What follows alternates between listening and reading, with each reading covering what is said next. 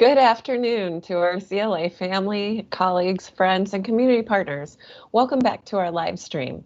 Today we have Dave Hsu, Kurt Mays, and John Henningsgaard with us to discuss the impact of COVID on healthcare from the financial planning side of the business to patient activities and experience. So welcome, guys. Welcome. Thank you. By way of introduction, Dave has more than 30 years of experience and currently serves as the managing principal of healthcare operations and finance here at CLA. In addition, he leads our efforts in the development of CLA intuition planning tools for clients in multiple industries.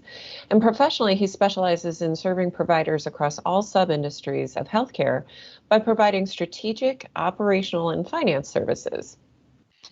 Kurt is a healthcare principal at Clifton Larson Allen with more than 30 years of experience serving our clients. He has been a consultant and advisor driven to improve revenue, productivity, and efficiency. And John is joining us from Piper Sandler and is a managing director in healthcare public finance investment banking. As part of this work, he has extensive experience assisting clients with debt capacity analysis and rating agency and investor communication strategies. So welcome to the show, gentlemen. Thank you. Before we dive into our topic of the day, we have some housekeeping items and an update on the new proposed legislation that was introduced into the Senate last week. Let's start with the housekeeping. As usual, we have consultants, including Jack and Leslie, working in the inbox to respond to your questions live throughout the session. I'll be directing those questions to our guests as well, so please keep them coming using our address of livestream at claconnect.com. Please keep those coming and feel free to reach out to us as well through our COVID landing page at the claconnect.com using our Contact Us button. Now, although we don't have new law to discuss today, the Senate proposal from Monday has a lot of attention and a few key points that we want to share with you. As we discussed last week, the SBA forgiveness portal still is scheduled to go live on August 10th for lenders to be able to submit the approved PPP forgiveness applications. This should cause some lenders to start accepting applications for forgiveness soon, so keep an eye out for that. The program in its current form is set to expire on August 8th, but there's still nearly $130 billion available under the existing allocation. So there's still more there, even though it's set to close pretty soon. The proposal for a next version of PPP that seems to have some bipartisan support is something that I want to talk about just very quickly. It has an impact on PPP, including forgiveness for loans under $150,000 with a borrower attestation that the borrower made a good faith effort to comply with the program terms. So of course, there's going to be more detail on that. For the loans between $150,000 and $2 million, documentation certification submission requirements have been reduced. The lender review requirements are also reduced as part of this package. And they've also changed it from, they had a 6-year documentation requirement down to a 3-year documentation retention requirement. So all of those things we could see impacting current PPP, assuming this legislation gets turned into law. It's also expanded some eligible uses for forgiveness. Personal protective equipment, PPP, and other CapEx incurred to meet new COVID operating standards could be forgiven, as well as certain operations expenditures, property damage costs due to civil unrest not covered by insurance, supplier costs, group insurance payments beyond healthcare are all now part of payroll. So short-term disability, long-term disability, life insurance, assuming it passes, is all part of this proposal. We may see some new loans for eligible businesses with 300 or fewer employees who can demonstrate at least a 50% reduction in gross receipts in Q2 2020 relative to same quarter in 2019. We do have to meet the size standards considering the affiliates. The new loans would be limited to $2 million. And if the borrower has already received PPP or other SBA loans like the EIDL, the total loans, including the new loan, would not be able to exceed $10 million. It does retain the requirement for 60% of forgiveness amount to be spent on payroll. So it still is the Paycheck Protection Program, as Jack likes to point out. So we keep that in place. But there are some preferences in this legislation for farmers and businesses located in small business low-income census tracts. And there's an expansion for nonprofit inclusions to go to certain 501c6 organizations. So very much packed into that. And what I can say is that as soon as it does become law, we will have our specialists and consultants come in to help really unpack that and clearly define what you need to be looking at. So just to kick us off, we wanted to give you that update. We know there's a lot of attention spent on it. It's not law yet. So all of this is probably subject to change, but it does look promising from everything we've read with bipartisan support.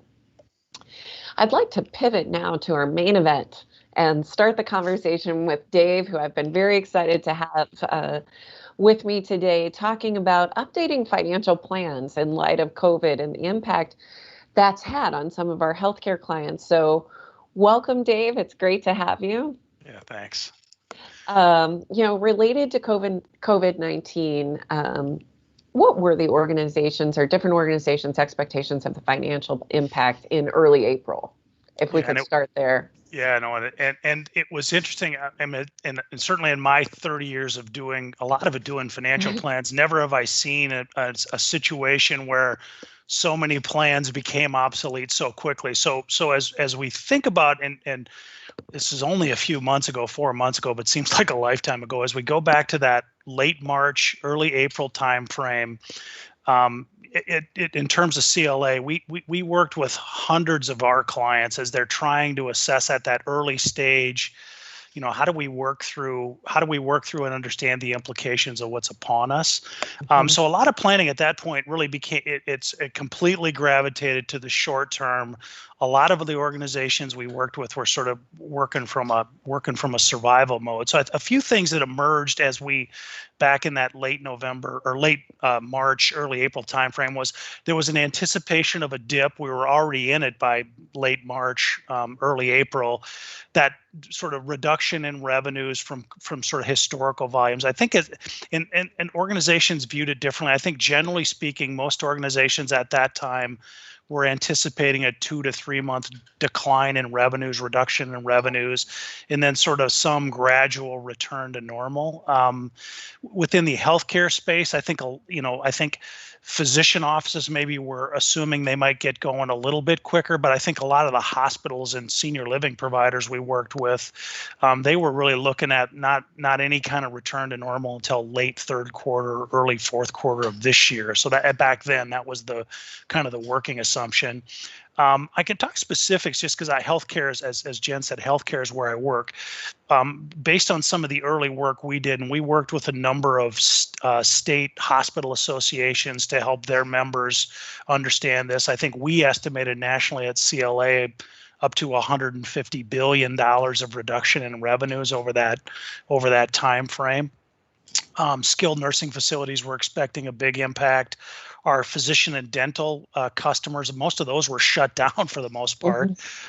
So obviously a lot. And then also at that time, the anticipated surge. So remember, nationally, we were talking about flattening the curve. Well, part of what we were trying to avoid was an anticipated huge surge in hospitalizations related to COVID. So we had estimated that early on to be as much as $50 to $70 billion of expenditures. So obviously a lot of revenue loss, and that was not just healthcare. I mean, we saw that across a lot of the industries we serve. Retail's sort of well-known retail dealerships, a lot of implications from a real estate standpoint. So a lot of our industries were impacted negatively. In terms of the other things, there was a lot of uncertainty about, there was a hope and an expectation of federal and state relief, Jen, so it's timely. We keep talking, obviously PPPs evolved, but in that early time frame, there was an expectation of it, but a lot of uncertainty about how much, when it was going to be occurring, which created a lot of uncertainty. So, and from at least our healthcare providers, and I know our broader client base, how do we deal with our labor force and the workforce we had? Healthcare in particular, it was a pretty tough time or challenging time because, they were planning for this surge. They didn't know what was going to happen. They really needed to leave a lot of their labor force intact, and so there was just a lot of uncertainty on what to do with the labor force. I think and sort of ultimately where that played out was and if we remember the market declines that we were seeing at that point in terms of investment portfolio, so a lot of negative things going on.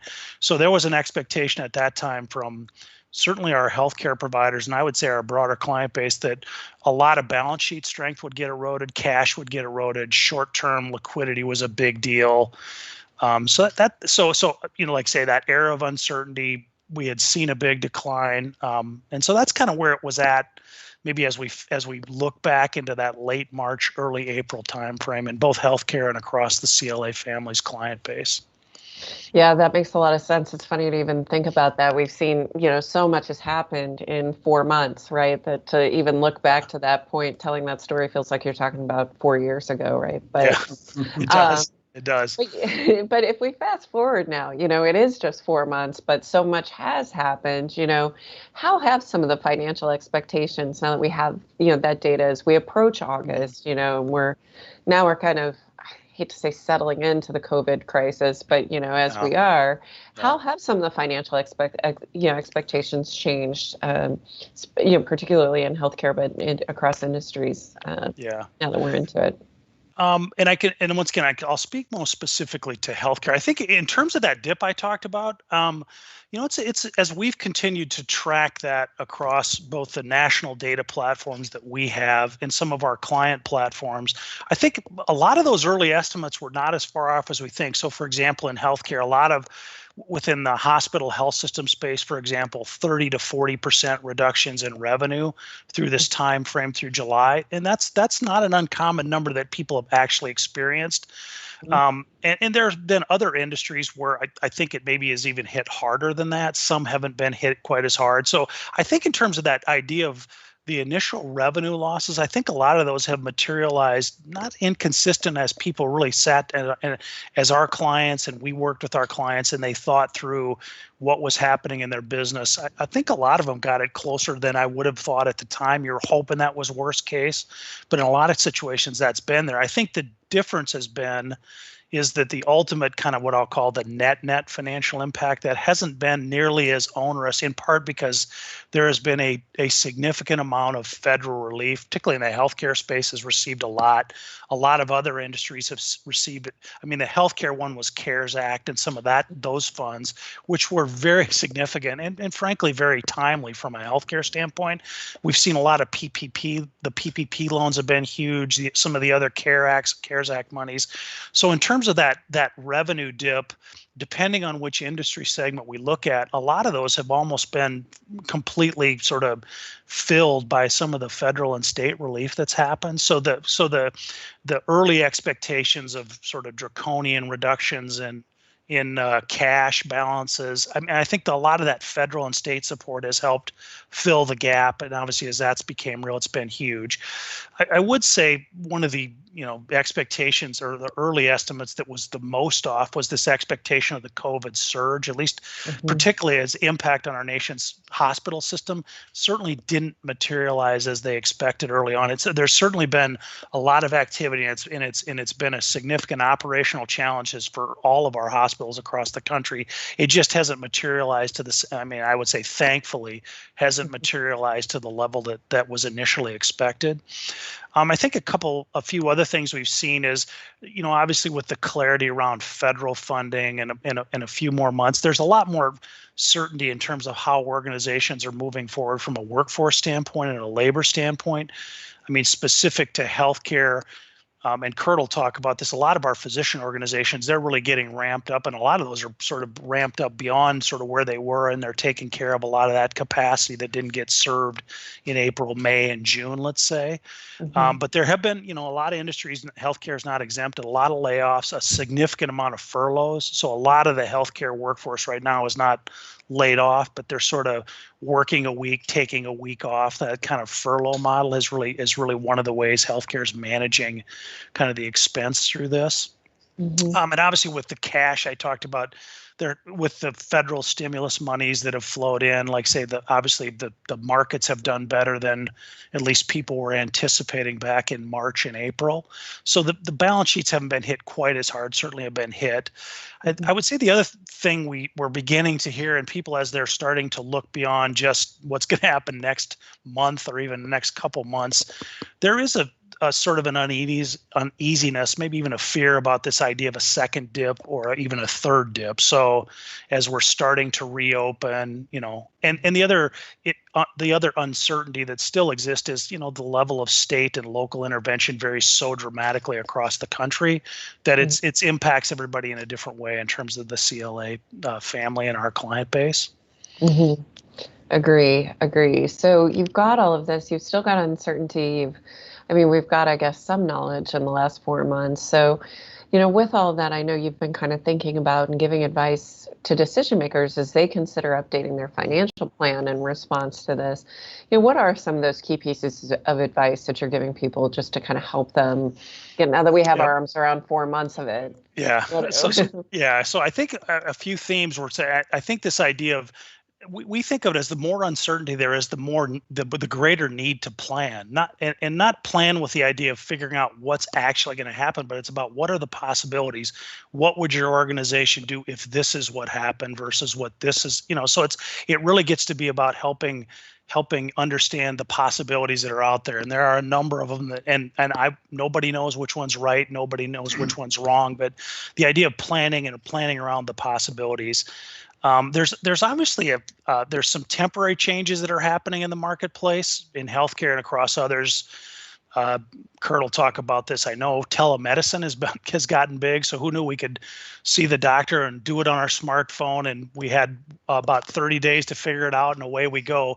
There are these temporary changes in the operations that are going to become permanent. It just demands that we start to think about that beyond just next month. We need to start looking farther forward. And then I think the final thing we're trying to say is, at this point, we're trying to suggest we have to simplify. What is the core, the true heart of the business?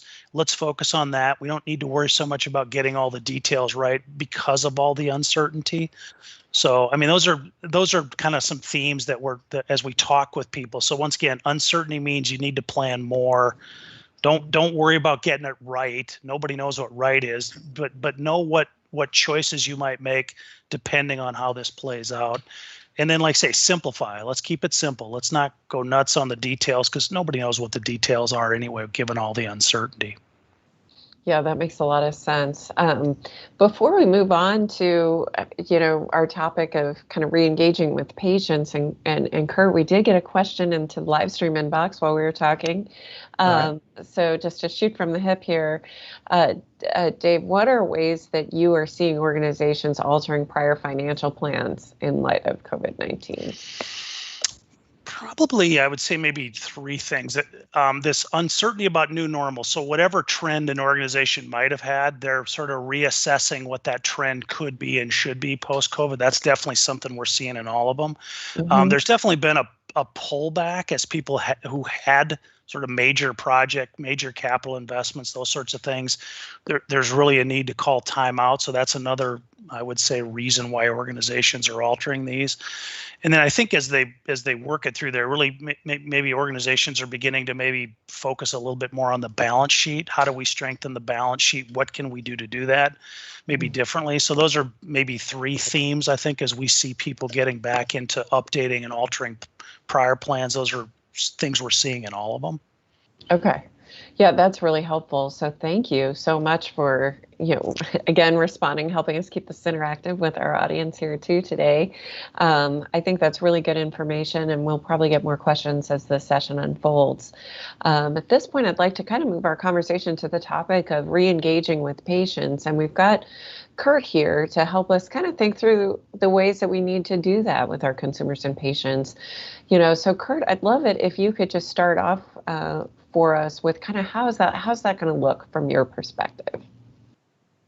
Sure. Sounds good, Jen.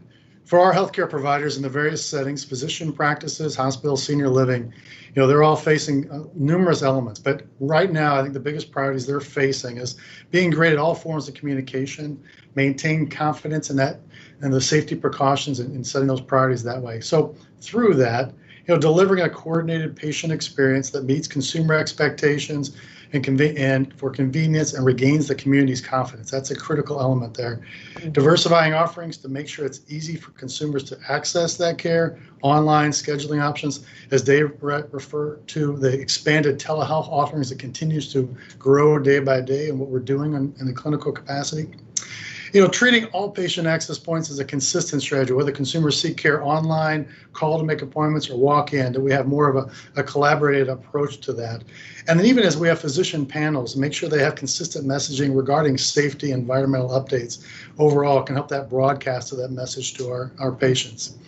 Specific to COVID during this time, we're seeing our providers screen those patients more appropriately, understanding those health risks, asking more upfront questions, certainly texting, getting text responses to get into those care facilities, and then if needed to route them to appropriate care settings through that process.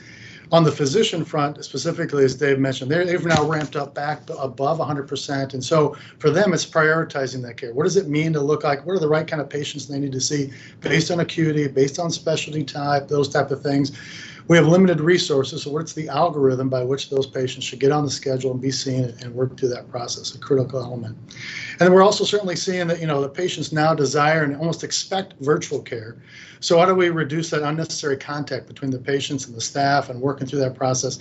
So many of our healthcare providers still have far too many manual process or outdated process. So what can be automated through that element and to get them to more discrete areas? So as we look at those high contact situations, looking at surgery scheduling, procedures, even lab and x-ray, what are ways in which we can do that more effectively? We're certainly seeing a significant preponderance of follow-up care, the post-op care being more virtual, not having to come back to the provider in that case. So it reduces that trip or that expectation there. And then analyzing that prepayment or point of care collection efforts and sort of how do we reduce that aftercare hassle and deal with it more on the front end. Yeah, that makes a lot of sense. And you teased it, and I kind of have a feeling that so much of this is going to be based and driven by technology. So can you talk a little bit more deeply about how technology is going to impact this re-engagement? Sure. And technology in healthcare is evolving. We are certainly not the gold standards relates to that because we have all the various care settings that don't necessarily connect the dots and talk to one another to go through that process. So all of our healthcare organizations are looking at their digital transformation roadmap and what can be automated and how quickly to connect better with patients. So what items that are convenient, reliable, and efficient for those patients to connect with. So as we think about that, when they call in a first call resolution for a scheduling appointment and make sure there's real-time payer verification and know exactly what they have and be able to work through that process in a self manner. Introducing much more of a contact center if they don't already have it. So can they have chat on website, telehealth, additional options, medical triage as needed, otherwise to better communicate with patients through that process so they can have that connection point.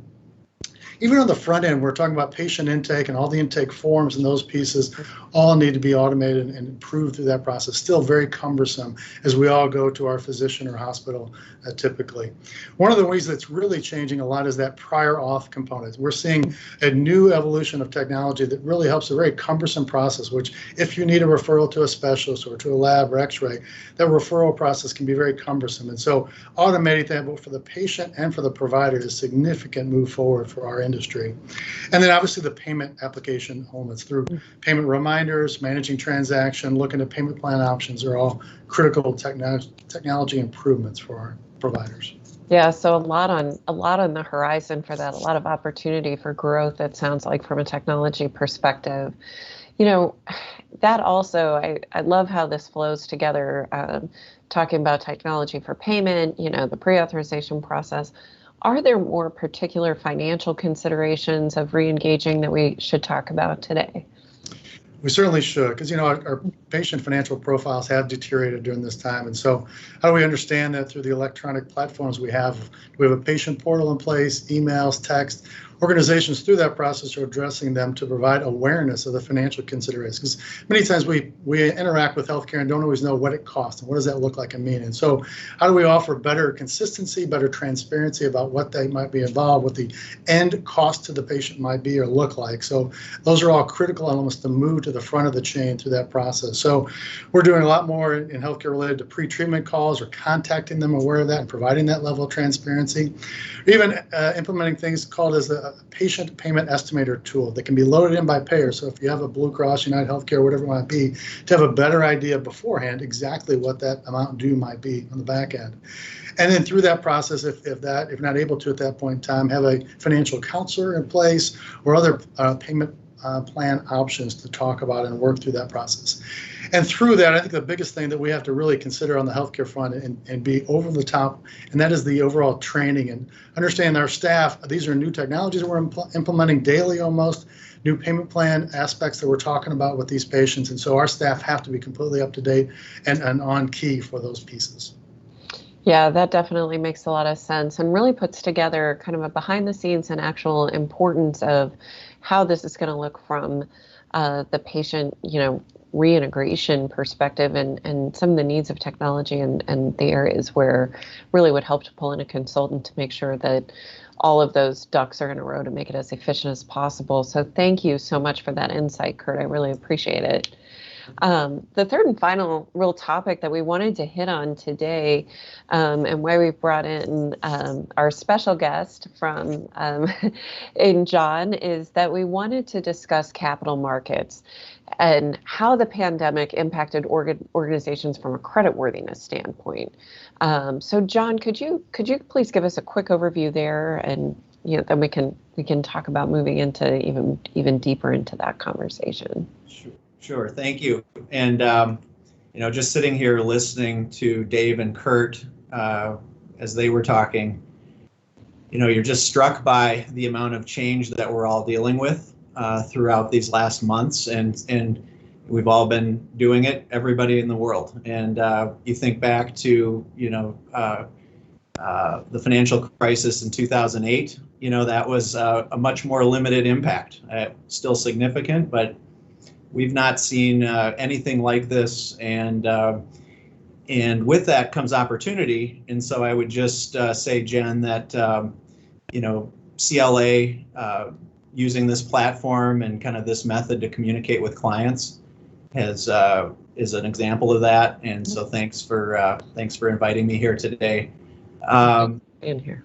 When you think about credit worthiness, from a lender or an investor standpoint, it's so broad. But I work in healthcare and healthcare finance, and so the three broad buckets of credit analysts would fall into rating agencies, investors, and lenders. And so each of those credit analysts have a slightly different perspective, but very similar. And so they've all been dealing with this, as we all have over the last 4 months, and trying to assess what these impacts are on any organization. And so you can, again, around the world, in any industry, how is this going to impact the credit of the borrower? And so in healthcare, as I was listening to Dave talk, and all of our clients have been living this on the front lines, it's evolved. And so certainly at the beginning of when the kind of the realization of the pandemic hit in mid-March, there was a lot of fear, and really had that feeling of 2008 when it felt like the bottom was falling out. And balance sheets were being impacted significantly by negative investment returns. Then from there, it shifted to what's the impact going to be on operations, because now we have to defer all of these elective or non-essential procedures, which really aren't non-essential in a lot of cases. They are essential, and there's care that has to be provided. But a lot of that had to be shifted and postponed. And so what was the cash flow impact of that? And like Dave said, what what was at that time, the assessment was very negative. The CARES Act had not been introduced. Medicare advances had not been contemplated yet, or were just at the beginning. And so at that point, significant concern from a credit standpoint. I will say that if you talk about the rating agencies specifically, it's been interesting throughout this whole process. They have not really done any downgrades solely because of COVID-19 impact. It's really just been more of a differentiator again, where if you had a strong balance sheet to start with, kind of further differentiated those credit considerations across the continuum.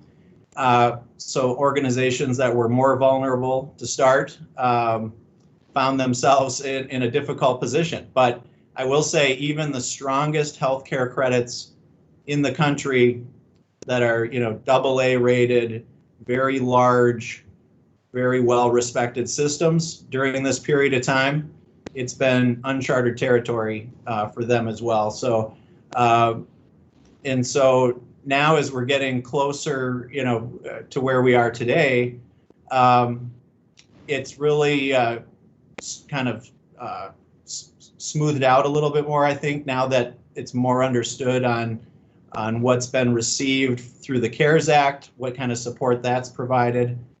Investment markets have come back quite significantly, so the balance sheets look a lot better.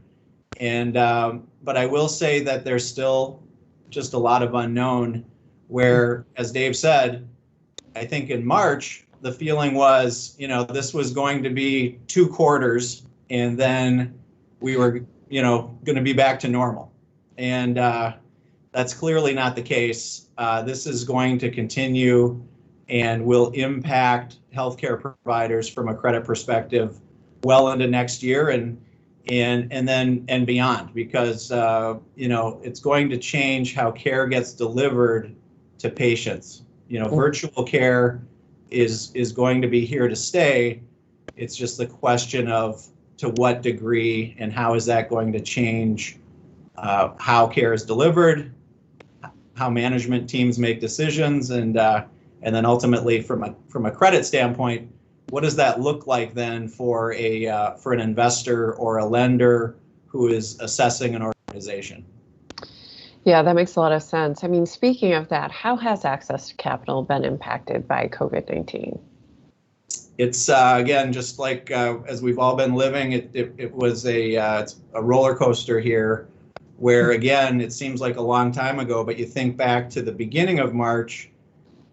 A bit of the surprise at that point was when the Federal Reserve, took emergency action, kind of anticipating what was going to be happening, and it was kind of before more broadly, and there was an understanding of how this was going to unfold, and so that kind of shocked the market a bit as far as what are the implications of this from a credit standpoint. Then when you moved into mid-March.